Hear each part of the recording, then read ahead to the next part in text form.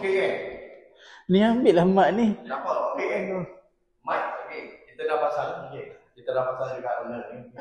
Kita nak real kan? Di komen real pasal kita punya installation dekat sini berbaloi ke tak berbaloi dengan package 11K kita bagi. Okey, macam belanja kan? Okey.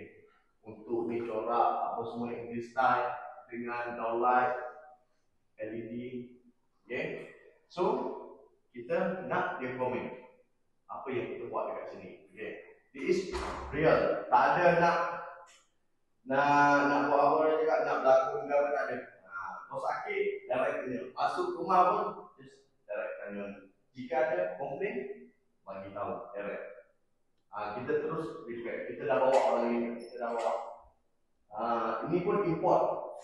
Dari mana? Indonesia. Indonesia. Halo, dari kita import, okey. So sekarang yang mana like, yang mana belum like, komen, follow, sila tampil dekat bawah, komen logik ke tak logik harga 11K. Okey, kita panggil Encik Amin komen pasal kabinet rumah dia lah, berbaloi ke tak berbaloi. Okey.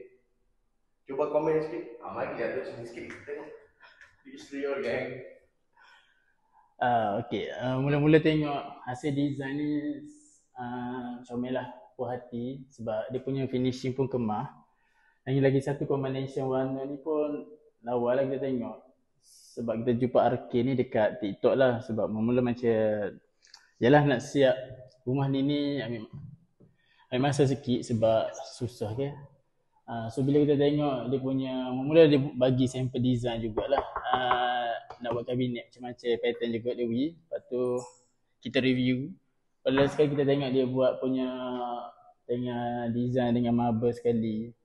Sangat puas hati lah. Lepas tu ada recommend juga kat member suruh buat dengan arcade sebab dia punya servis pun terbaik lah. Tu 11K dengan harga 11K tapi sangat-sangat murah lah kita tengok. Ni servis berapa?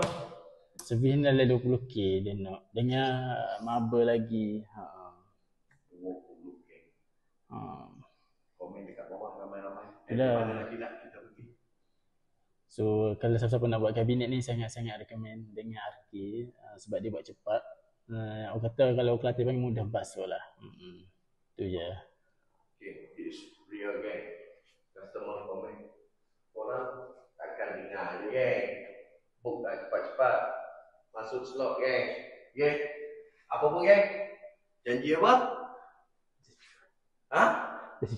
Janji jual gang.